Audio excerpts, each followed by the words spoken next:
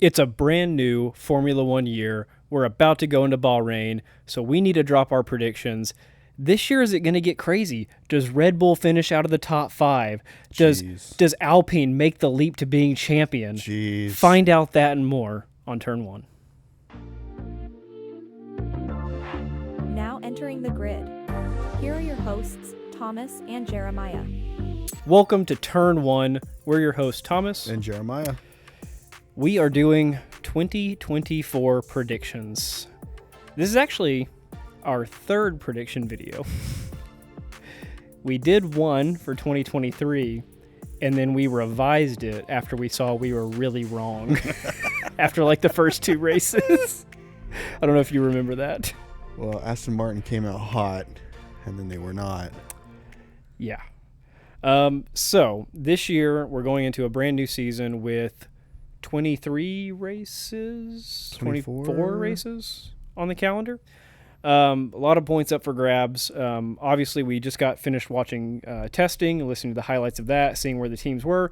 Testing is a little tough to get your bearings because it's like practice sessions, right? Every team's running a different strategy. Red Bull never even ran like soft compound tires. No, you had Ferraris, Mercedes, McLaren, everybody running the C4s. Red Bull never made it past the C3s.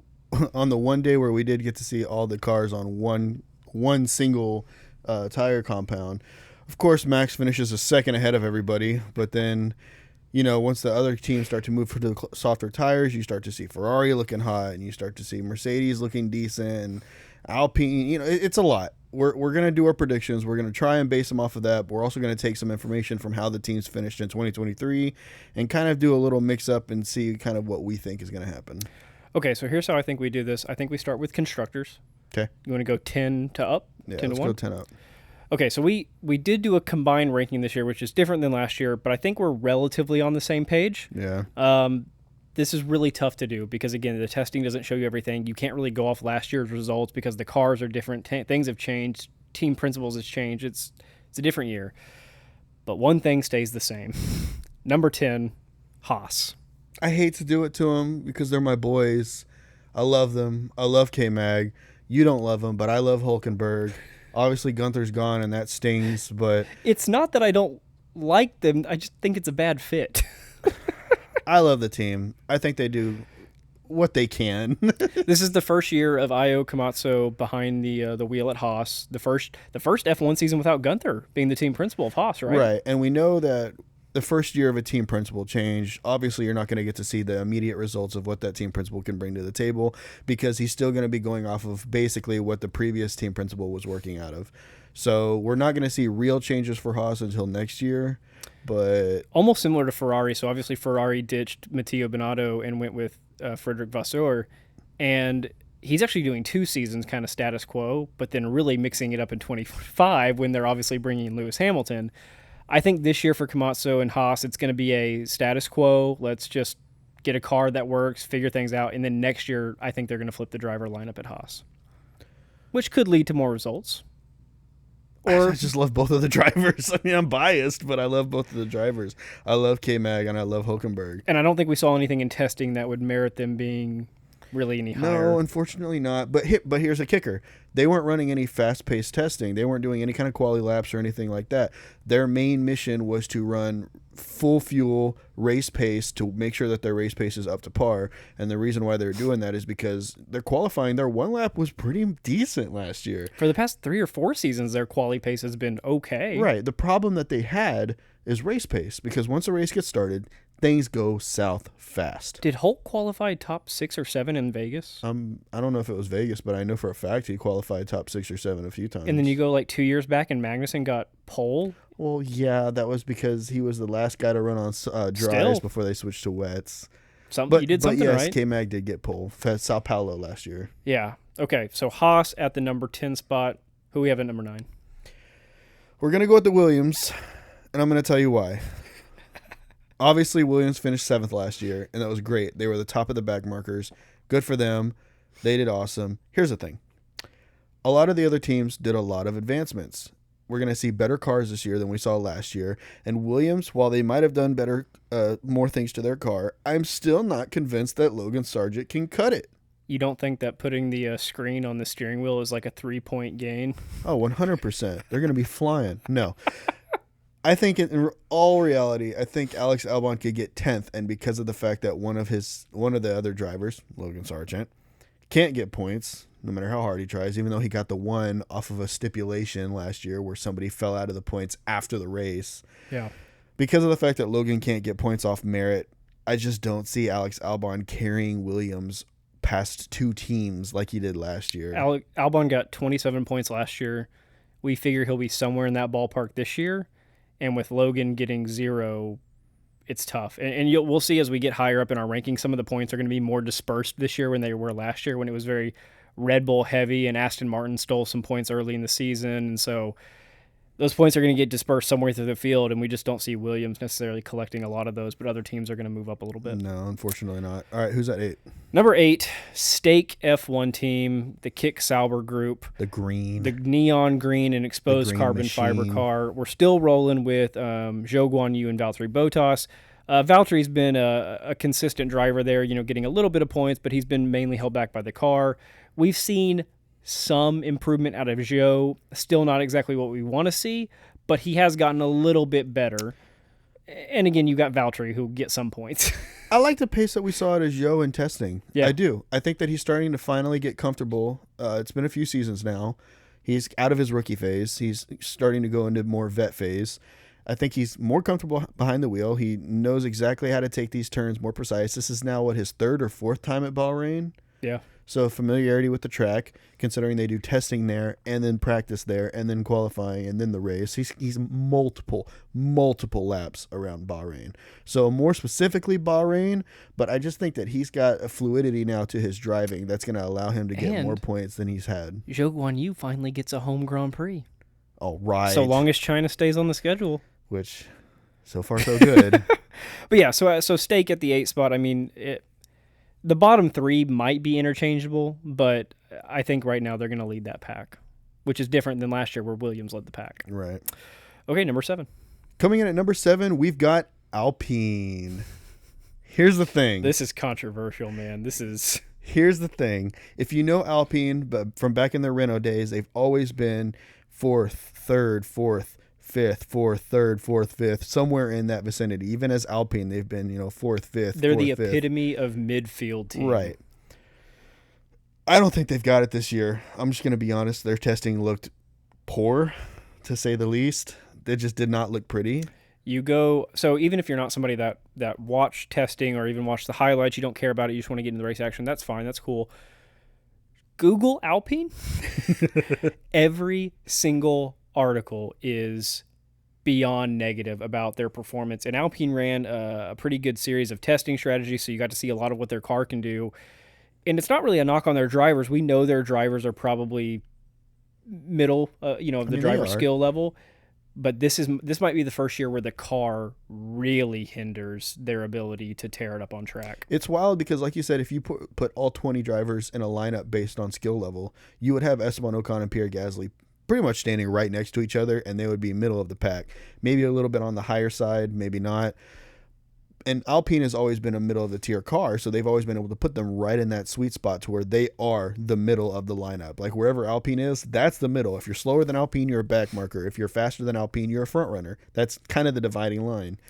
This year, their car is not there. Yeah. I am not impressed. Now, we could see we see teams make improvements throughout the year. We see other teams, not make improvements, and so it could flip around. But just from what we've seen out of Alpine early on and knowing what we know about some of what the other teams have done in terms of innovation and car design and really playing within the rules, because this is, we're 3 years into this rule set now.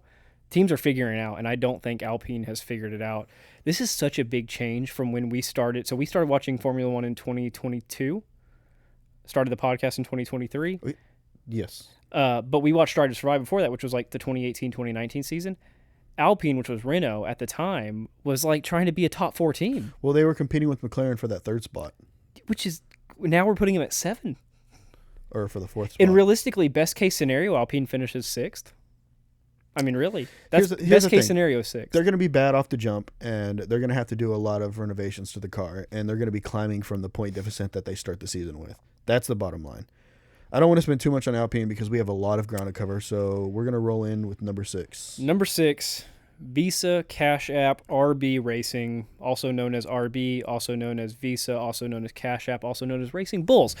They come in at the 6th spot, and this is probably just as controversial as the Alpine one or putting Williams down at 9. And we weren't going for controversy here, but when you watch testing, you look at the drivers that you have, and you realize what's going on behind the scenes at RB.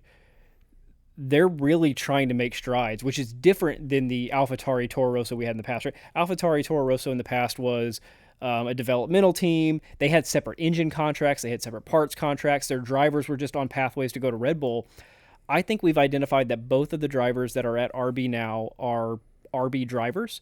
I don't think Ricciardo's making the step up to Red Bull. Yuki is still up for grabs, but even that's kind of iffy now where he's on season 5 or so of this phase. But a lot's going on behind the scenes at RB where they're mixing up personnel and they're now getting Red Bull-made components for that car. Right. And we know who makes the best components on the grid? Red Bull. We're going to sum up everything you just said, but with a little bit more flair. Ready Okay. for this? 2 things. That's all you need. 2 things. That's my only input. 1, the car is good. 2, Daniel Ricciardo. Sometimes you just got to lick the stamp and send it, right? Yes. And I know you might not agree with me on this, but come here a little closer here. Daniel Ricciardo is going to be awesome this year. And the reason that I say that is because last year he had, 3, 4, 5 races in the car? 5 races? He came in middle-ish of the year. Was it 5 or 6? Maybe 6. Because he came in middle-ish of the year, ran 3 races, then was out. He ran 1 race, got injured Was it the before first that race race? took off. Yeah, or maybe he did have 1. I don't know, man. That's a problem. We should know that. He didn't. What you're trying to say is he didn't come into the season expecting to be the number 1 driver. He didn't come into the season expecting to race. Yeah, he didn't go through He the wasn't in a winter. team. Didn't go through the winter build of the car with the team. Didn't go through testing with that car. He just came in once Nick DeVries got canned, and Broke his arm. broke his arm. Then got replaced by Lawson, who did well, and then came back. We're saying that Daniel Ricciardo is returning to form for what form can be for Daniel Ricciardo. Not a championship contender like he was 2017-ish with Red Bull, but good. A good driver. I think he's going to pull the most out of that car. And you'll probably see some of that when we get into our driver rankings where we favored Ricciardo a little bit. Okay, so RB at the 6th spot. Number 5. Aston Martin. I think this is about right. Their numbers were pretty inflated last year just because of the fact that they came out so hot and ahead of all the other teams, but the other teams have caught up. And here's the thing. They had we talked about this before. You can take the number 2 guy that was learning under Adrian Newey, and that's fine. He has a lot of different stuff. That's why they came out so hot. They copied the Red Bull designs from what that guy learned from Adrian Newey. But the thing is it's not Adrian Newey's brain. It was a copycat of a design that Adrian Newey had already come up with. So therefore, when you're talking about developing a cars going forward, he's going to have some of the ideals of Adrian Newey, but it's not Adrian Newey's brain. Was it back in the day? Was it Force India that ran the pink Mercedes design? Right. Like, yeah, you could match the performance of the season before, but you're always 1 year or half a year behind. Well, Force India became Aston Martin, and Aston Martin went from the pink Mercedes and Force India to Aston Martin, the green Red Bull. The green Red Bull. They're just always 6 months behind the top and that team. might be the genius of Lawrence Stroll there, but that's a whole nother story that we can get into at another time. But I agree. So we put them in 5th because, again, last year they were the second team for better part of the first and third they still of the have year. Fernando Alonso. The first 6 or 8 races, they were number 2, maybe even longer than 100%. that. And they fell off because other teams made upgrades where they didn't. But I think that was more of a reset of the Aston Martin car, was them coming out with that new design. And now we're just showing that they're a midfield team, whereas before they were not a midfield team. Before last year, they were a bottom tier team. So now they've reset. Now they're going in the 5 spot. They're in the new Alpine, essentially. Pretty which much. is not a great place to be. You want to try to break out of that but for a season or two, that's a good place to be. We'll see how it plays out for Aston Martin. I have high hopes. I'm just hoping that they'll get higher than 5th, but just based on what we see and based on their ending of last year, based on their lack of upgrades throughout the season last year, we're going to put them at the 5 spot rather, and just assume that that's just going to be right. That just feels right. Let's go ahead and move on from them. We'll roll into the top 4 spot. This is where we get tough and tricky, people. Everyone knows who number 1 is going to be, but 2, 3, and 4 are. This is the toughest it's ever been. Yeah. Number 4, Mercedes. Ouch. Which, you know, there's probably 50% if you're watching this that think, yes, that's where they should be. And there's probably 50% of you that think, what, are you crazy? They should be number 2. Here's what's going on at Mercedes. This is Lewis's last year. I'm not saying that that's going to make him drive any worse or whatever, but there's going to be dynamics and talks within the team that they're going to be prepared. They always prepare the car like a year in advance. So they're going to be working on cars for drivers that aren't currently there. They're going to be taking less of Lewis's input. George really struggled last year. He's still a good driver. He was top 8, I think. I want to say he was 8th last year. He really unleashed that dog, and we found out that dog didn't have as much bite as we thought it had. This is fully in Mercedes control. Lewis is going to be fine. Like, we know he's going to get some results, whatever. 100%. He might not win a race, but he'll be fine. It's really up to George to determine Mercedes' finishing place. If he can go back to Mr. Consistency of 2022, they will be a top 3, possibly a top 2 team. If George has a similar or anywhere near what he did last year, they're number 4. And that's tough to say because we know that Lewis is going to be consistent. We know what he's going to do. He's going to be good. Whether or not he wins a race or not, regardless, he's going to be in the upper echelon of the drivers in terms of the standings. And we'll get to those here in a minute. But it's like you said, that wild card, just George Russell. We don't know what we're going to get. And the problem with this is that as we roll into our 3 spot, we'll go ahead and give you the 3 spot just because, but we'll transition into that here in a minute. The 3 spot, we have McLaren. And the reason why I want to bring that to your attention now is because 3 and 4 is really a toss-up. I mean, it could be Mercedes 4, McLaren 3. We're going to land on Mercedes at the 4 spot just because of the whole George Russell situation. But man, is it a toss-up this year. It's a combination of Lewis on the way out, George coming off a struggling year, and McLaren making really big strides at the end of 2023. Consistency at McLaren. Oscar figured it out as the year went on, won a sprint race. Again, there's what, 6 sprint races this year? Yes. Dude, yes. even if you just dominate the sprint races, that's a ton of points for your team. Yeah. If that's the area that you hone in on, focus on, even if you just do halfway decent in the races, that's a ton of points that Oscar and Lando can bring in for the McLaren because essentially team. You're getting high points in the sprint race and then your moderate normal points that you would be getting in the regular race. The points in the sprint are exaggerated for what it is. 100%. And so, just wrapping up the Mercedes at number 4, it's a combination of those. It's not 100% saying Mercedes is falling back as a team, but other teams are making strides and their drivers are getting better. And Mercedes, they don't have a lot of turmoil, but there is something that's going to come out of Lewis leaving. That's going to change the dynamics at Mercedes 100. That's your mainstay at Mercedes for the past 10 years. Yeah. I mean, which leads us to McLaren. Yeah. Number 3. Oscar Piastri, he's no longer in his rookie year. He's had time to look at all the different tracks. Now, we saw him nail all the tracks that the F1 shares with the F2 drivers during their season. But as we got into the tracks that he hasn't been able to see yet because he was an F2 driver and then a reserve driver for so long, he struggled. I mean, to put it frank, he struggled. But now he's had a chance to see all of those tracks. He has those under his belt. The only one that'll be new to him is the China track, which is fine. It'll be new to a bunch of drivers, if we're being completely honest. But he has that model to where he can go back and look at previous year data and kind of the feel of what it felt like last year. There's not going to be any surprises. I think we're going to see a lot more out of Oscar Piastri in that little middle of the season section where he kind of struggled last year. And then, of course, Lando Norris is going to be consistent. We know that Lando Norris, he's still fighting for that win. And, McLaren is trying to get him a car that can get him that win. This could so very well be the year that Lando gets his win. I would love to see it, man. I'm a huge Lando supporter. It'd be supporter. wild if Oscar got it before Lando. Well, he won the sprint race. Lando's never won a sprint race.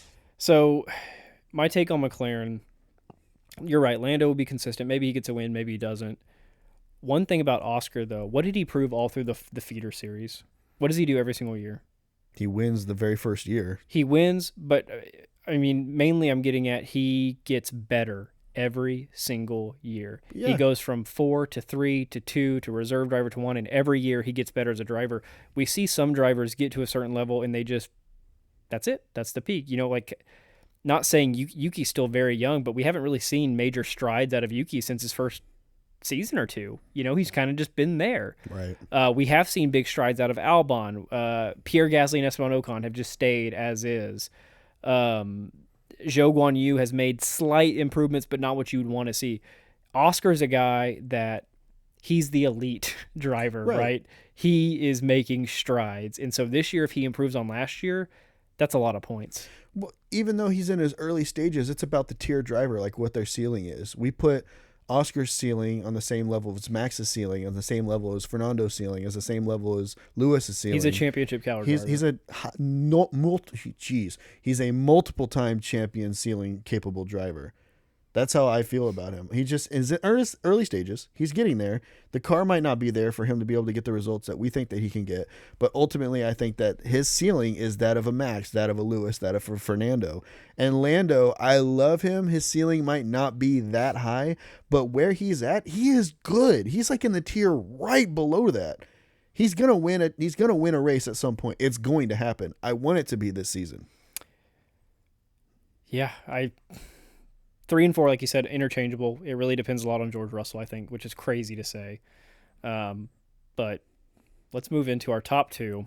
You know who they are already, but number 2 is going to be Red Ferrari. Bull. No. Oh, sorry. No. Well, okay. So here's the deal. So Ferrari's number 2, Red Bull's number 1. With Ferrari, they had an incredible testing of Bahrain. Amazing. They have, as of right now, the fastest car on the grid. Now, again, Red Bull didn't go all out, so that's up for debate. But in terms of who actually threw down at testing, Ferrari's the fastest. Yeah, man, they looked quick. Looking back at last year, which is not always a great indication, who was the only team to get a win besides Red Bull? Ferrari. Right. And it was their technically number 2 driver that did it, even though they're kind of interchangeable as a 1A and 1B. It's going to be a good year for Ferrari. Do they come close to competing with Red Bull?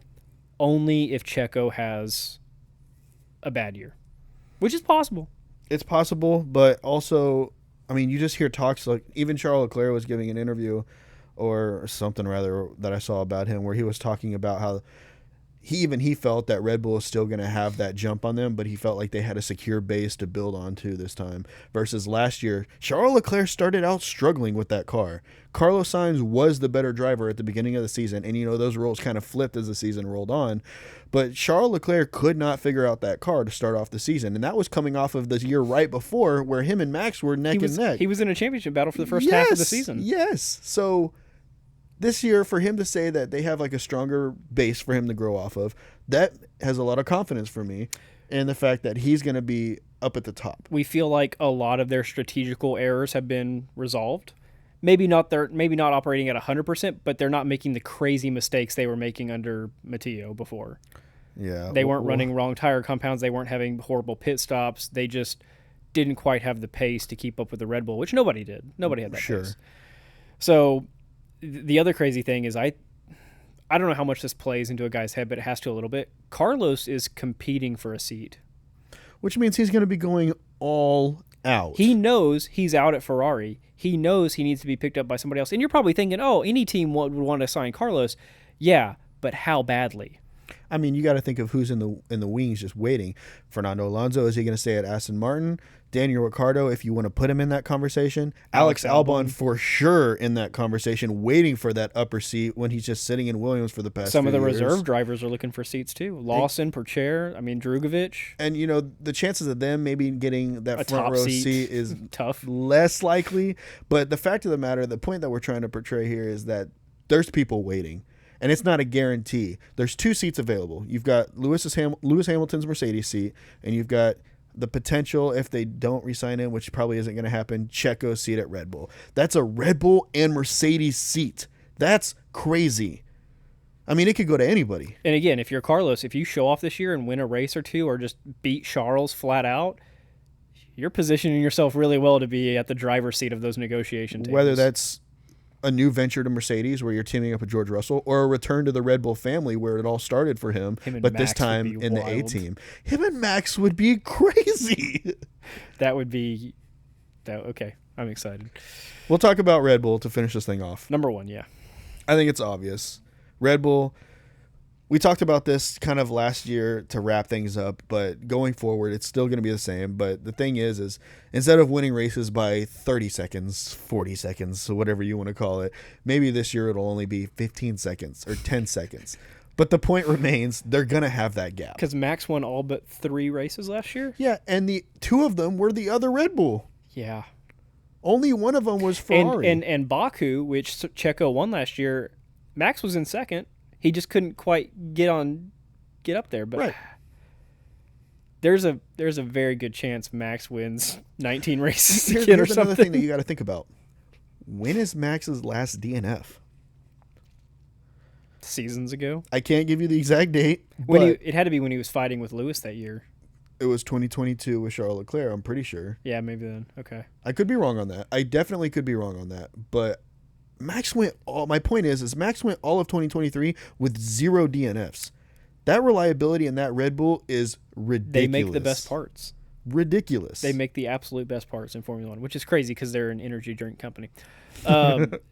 So mainly Red Bull at number one because of Max, but also when you watch testing, Red Bull, for it not being a major regulation or rule change, they radically changed the design of the RB20 from the RB19.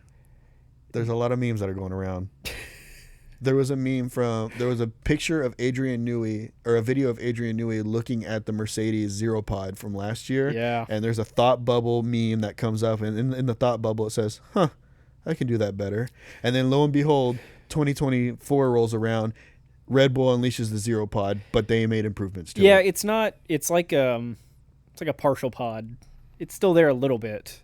Because like Mercedes, it was like flat-sided car basically. I was talking to my brother about this, but if you look at the Zero Pod concept, it's quite literally built exactly like an airliner wing, but upside down. Yeah. So when you think of a jet, it's trying to create lift.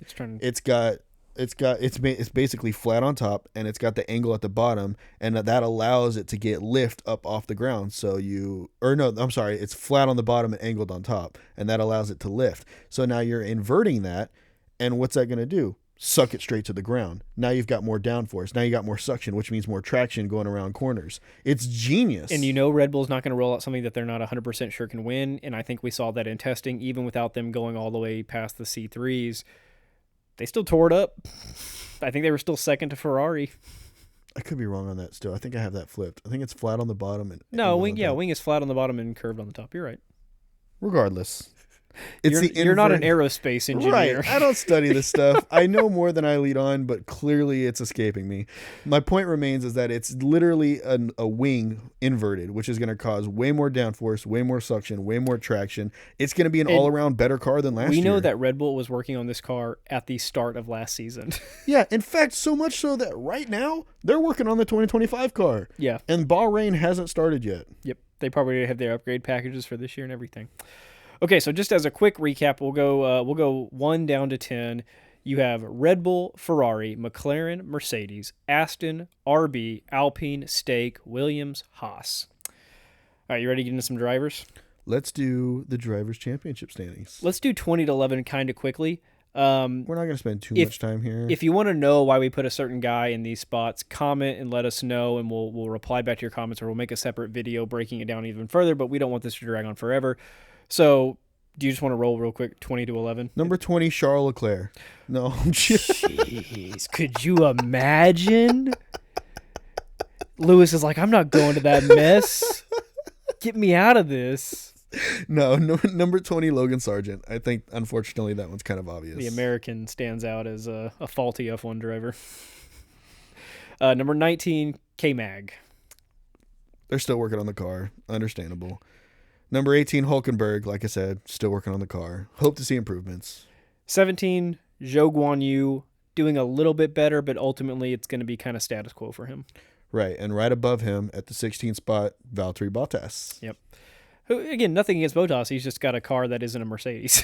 Unfortunately. If you put him in a Mercedes, he probably wins a race, honestly. Multiple races, 100%. Number 15, this is where it gets a little bit tricky. Yuki Tsunoda? Yeah. I attribute this more to the car. He's a little firecracker when he drives, and he's probably going to DNF because of it a couple times. So we can't put him too high because he's going to lose some points because of some races. He is going to do good, but that car did is have good gonna lead the testing. way. The car. I know. I attribute it to the car. We'll move on from Yuki into the 14th spot, Ocon. This is weird because, like we talked about, Alpine is always the middle of the pack, so putting Ocon at 14 is a little bit lower than middle of the pack. This drops him 2 spots over last year? I think so. Or 1 spot? Maybe 1 spot. Point remains, that car is not what it was last year, and it is not keeping up to par with the rest of the cars. Yeah, him and Gasly both are middle tier drivers. It's just their car we don't think is quite. It's lower middle tier or upper lower tier, one of the two. It's a lower middle class car. Number 13, Alex Albon. We think that he's making strides, but just not. He's still got the car. He's outperforming the car, so that's 100%. Why he's 13th. But he can't crack on the top 10. Now remember, we had Williams at 9th. The reason why Albon is so high on this is because if you remember, Logan is 20th. He will get 0 points this year. 0. Unless there's another, this person had some kind of problem and we're going to drop them 5 places, which puts Logan in the 10th spot to get 1 point. Something like that. But on merit, 0 points. Number 12. Number 12 is Gasly, which is kind of funny. We have Gasly over Ocon, just like last year. I think Gasly's a little bit better in my personal opinion, but Gasly and Ocon are pretty much even. And the reason why there's a gap between them is because Alex Albon in that Williams is going to do so good that he actually performs at the same level as the two Alpine drivers. Yeah. So realistically, this is going to be a 3-way battle that's pretty much going to be even between Gasly, Albon, and Ocon. I'm excited to watch that this year. I think it's gonna be a lot of the Alpines and Albon splitting them. Yeah. Sometimes Albon will get ahead, sometimes he'll be behind, but it's gonna be a good battle. And then rounding out our bottom 11, Lance Stroll. I think that's fair. He's not an elite driver. He has improved. I know you've gained a little bit of favor towards him in the past season. I have respect for him now. I'm not going to lie. He's a paid driver, so his dad's funding the team and all that. But as a driver, he does care. He has shown improvement. Again, he's just not an elite driver, which is fine. You don't have to be a Max Verstappen. Just not quite enough to crack in that top 10. And another reason was last year, like we mentioned with the teams, he gained points early on when that Aston was cooking compared to the other team. I don't know if he's going to have that same jump on the competition this year. I can see him regularly getting 9th, 10th. 11th, yeah, borderline points. Anywhere between 9th, 10th, 11th, 12th, somewhere in that 4. Yeah, for sure. Here's where it gets fun. The top 10, kick us off with number 10. Danny Rick. Now, we kind of showed when we talked about the constructors, we showed a little favoritism. We told you we were going to show him favoritism when we talked about the drivers.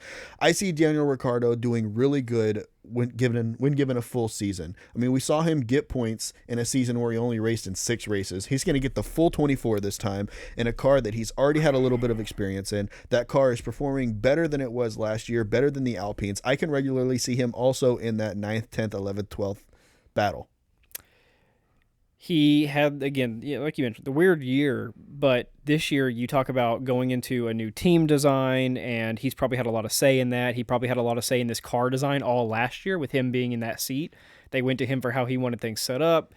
And so I just think that he's in a much better spot now than when he originally came back to the sport. 10th might be a little high for that car, but we do think that they've made a lot of improvements to the RB car. So if he can outperform the car slightly, that doesn't seem like too much of a stretch for him. Another thing there is that when Danny Rick first came back to the Red Bull family, Christian Horner was even saying that he had a lot of bad habits that he needed to shake.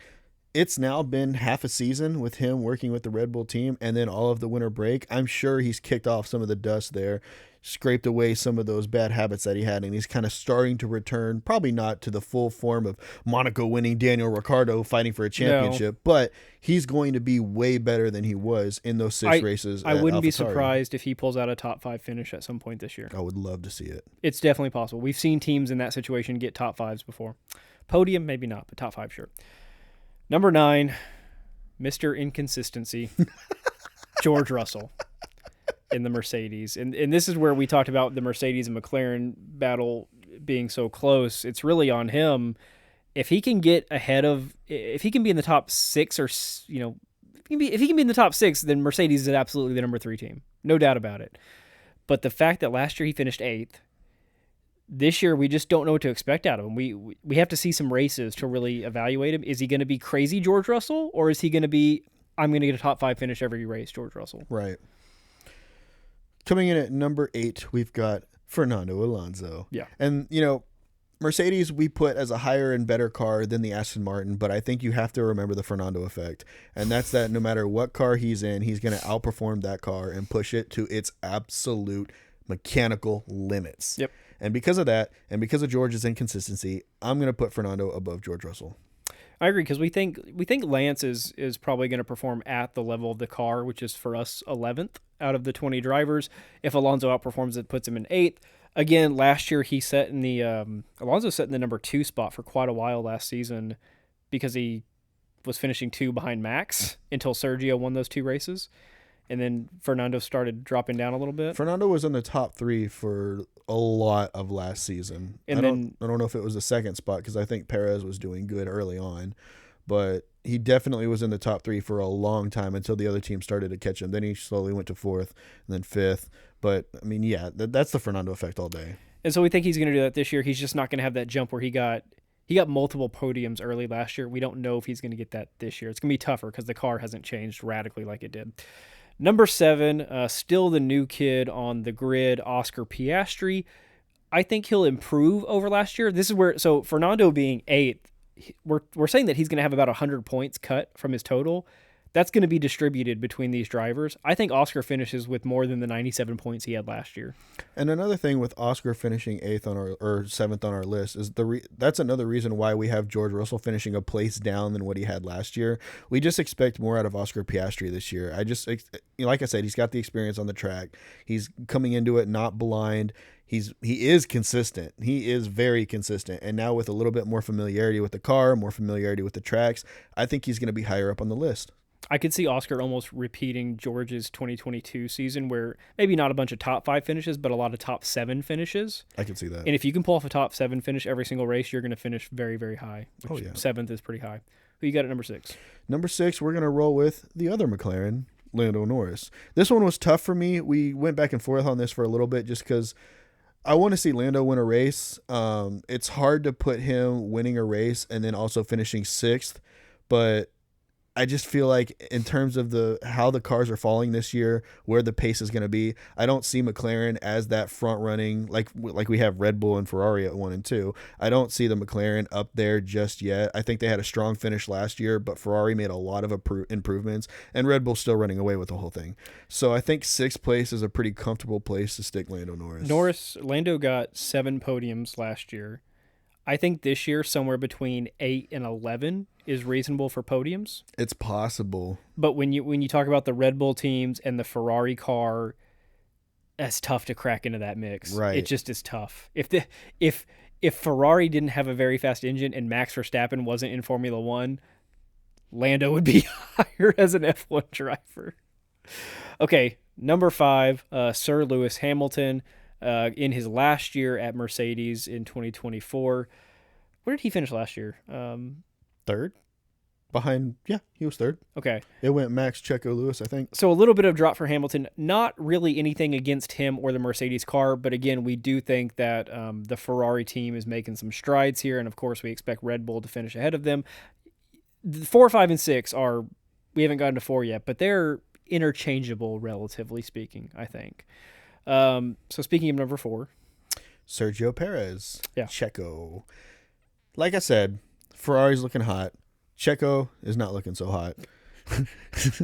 He struggled in the middle part of the season. He started out strong last year, ended off moderately strong, but that middle section of the year, he was getting like 12th, 10th, the 9th. first. It's nice to break the season up into thirds because that's usually how it works out for a variety of drivers. But the first half of the season, he was getting podiums, and then he got his 2 race wins the first third of the season. The middle third, you're right, he was getting 8th, 9th, 10th, 11th, 12th. That doesn't cut it when you're trying to go, it worked out for him because he had those 2 wins and nobody else had wins but Max and Carlos's one. So he got propelled up in the points. But this year we think is going to be similar to last year, but without the wins. I genuinely think that Max is going to suck those wins right back out of him. I think that Checo got lucky with those wins. I hate to say that because he what was it, the master of the street circuits, king of the streets, something like that we called him last year. Yep. And that's fine. That's great. Maybe that's still the case. Maybe Max is still going to struggle on those street circuits, but I genuinely think that Max is going to come out hot on those street circuits and take those wins right back. Well, and Sergio held off Max at Baku. That was the only in the other race that Sergio won, Max wasn't close. He was in like 5th or 3rd. Yeah, he had something wrong with his car. He had to work up through the pack. But in Baku, Max finished 2nd, and he just couldn't gain on Sergio. But if Red Bull finds themselves in a legit battle with Ferrari, they will have Max pass Sergio. And that's going to take those 2 wins right off of Checo's which is going to list. be massive points. Yeah, it's at least 50, 52 points somewhere in there, depending on if you got fastest lap. Number 3, let's start with the Ferraris, Carlos Sainz. Now, you might say even that Leclerc and Sainz could be interchangeable, considering Sainz got the win and Leclerc didn't, but Leclerc had more points. So which gives away our number 2 spot. I didn't give anything away. Charles could be number 1. You don't know. Carlos at number 3 was ahead of Charles for a lot of last year, but then Charles got that last end of the season push that pushed him over the edge. Do you have a read on which one is actually the better driver? Do we think it's Charles, or is it? I think Charles has a higher ceiling. Yeah, that's a good point. That's a good way to put it. I think that the two are pretty level right now, but Charles has a higher ceiling, and because of that, he's going to improve past Carlos. And like I said, last year Charles really struggled with the car, and Carlos came out steaming, and he was taking that number 1 spot. But the thing is that as Charles started to get more comfortable with the car, he started to make a comeback in the back half of the season, overtakes Carlos in the points, and takes over that number 1 spot at Ferrari. And I just think that this year, like he said in the testing interviews, where he said that the Ferrari has a stronger base to build from, he's comfortable in that car. So I don't really see Carlos being able to beat him. It's not really what I want to see, because what I want to see is Carlos in his last year at Ferrari come out hot. Just destroy Charles. But I think that Charles is slightly better. Get like 6 race wins and Jeez. So number 2, yeah, you go ahead with it. Max Verstappen. No. Okay. Charles Leclerc in the number 2 spot sounds about right. I think that he's not going to be battling for a championship. Obviously, I think Red Bull's going to run away with it, which is why we have the number 1 spot at who we have.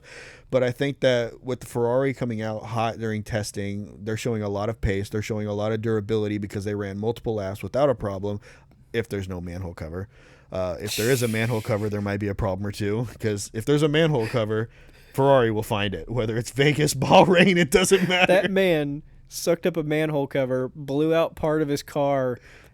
Nothing is done about that. Oh, sorry, you got to deal with that issue.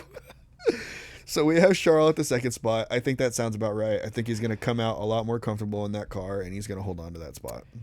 And he's a good driver. We've seen him compete for championships kind of before. Just got outrun by Red Bull. I kind of see his ceiling at a Max level, if I'm being completely honest. He's not going to be competing with Max for the Drivers' Championship, but there's a good chance if Checo does not perform at the level that he did last year, Ferrari might make a play at number 1 in the Constructors. I think it's just because of the 1-2 punch. Just because of if you finish 2 and 3 in the driver's standings and Checo finishes 4 or below, you have a fighting chance. Yeah. Red Bull went 1 and 2 last year, but even if though Max it didn't wins feel like every single race outright, I just even if Max finishes every race outright, and this isn't going to happen because this never happens, but if Max wins every race outright and Charles and Carlos go 2-3 in every race, they win. That's more points. I'd have to do the math on that. And Checo finishes like 6 and below every race. This is going to be a wild season. I'm excited. That'd be the craziest season ever if every single race is the same top 5. Go ahead and give us our number 1. Number 1, the 3-time champion? Current 3-time champion, Max Verstappen. I mean, the dude's a maniac that knows how to drive an F1 car. First of all, you have the greatest car on the grid. Second of all, you have arguably the greatest driver on the grid. And you put those two together, and he's winning races by 15, 20 seconds. Because you could probably plug... Here's how weird this is. You could probably plug Max into any of the top 5 constructor cars, and he would win the championship. You could probably plug another driver into the Red Bull car, and they would win a championship. It goes both ways. The fact that they're together is the issue. I think if you put Charles in the Red Bull car, he's winning the championship. But if you put anybody else besides Charles or Lewis in that Red Bull, I think you put Max in like the Mercedes, McLaren, or the Ferrari, Max has a chance at still winning the championship, even with the Red Bull being how good it is. Man, it's just the fact that it's the best driver and it's the best car, and they're together. That is such a nasty and again, lineup. last year for the first half of the season or so, Max won legit every race outside of the 2 Checo wins by 30 or 40 seconds. They dialed back the aggression level because he had already claimed the championship race with like 6 races left. And so then they were winning by like 10, 15 seconds somewhere in that. they're going to come out flying this year again. And maybe some of the other cars have made strides, and so maybe it is that 15-second win at Bahrain and at Jeddah and at Australia. That's still 15 seconds. It's still 15 seconds when every other car finishes at a 1, 2, 3 second gap. Yeah. Max is just out there. What would he say? It's a lovely Sunday. It's a lovely drive. Wins a race. Yeah, thanks to everybody at the factory. Yeah, that's just casual. Meanwhile, somebody that's never been on the podium before gets a third place finish and loses their mind. Yeah, like, yes, let's go, boys. Let's go. And Max wins the race. Oh, yes, it was a beautiful day. The car handled great, and I think we'll go out and do the same thing next week. It's just normal business for him. Okay, rattle us off. Go 1 to 20 on drivers. 1 to 20, we got Max Verstappen, Charles Leclerc, Carlos Sainz, Sergio Perez, Lewis Hamilton. We've got Lando Norris, Oscar Piastri, Fernando Alonso, George Russell, Danny Rick. Danny Rick in the 10th spot. Don't forget that. So let us know in the comments if you agree with our predictions. Hopefully this year we don't have to do a makeup predictions because these are so bad. But because last year we got the Aston curveball. Yeah. Where's the curveball this year? I guess we won't know until Bahrain because there's always the chance that somebody was sandbagging, right? There's a chance somebody was sandbagging. And even Bahrain isn't the best indication. Flashback to last year, McLaren had 25 pit stops in Bahrain. And then 2022, didn't both of them DNF the very first race of the year? Oof, you got me on that one. I have no idea. I think that's a thing. Now we're just throwing out stuff. Yeah, so let us know in the comments. Do you agree with our predictions? Yeah, what do you got? Guys, if you think we got all of this completely wrong, Zhou Guan Yu gets his first world championship. I might be on board with you. All right, guys, we'll see you. Bye, guys.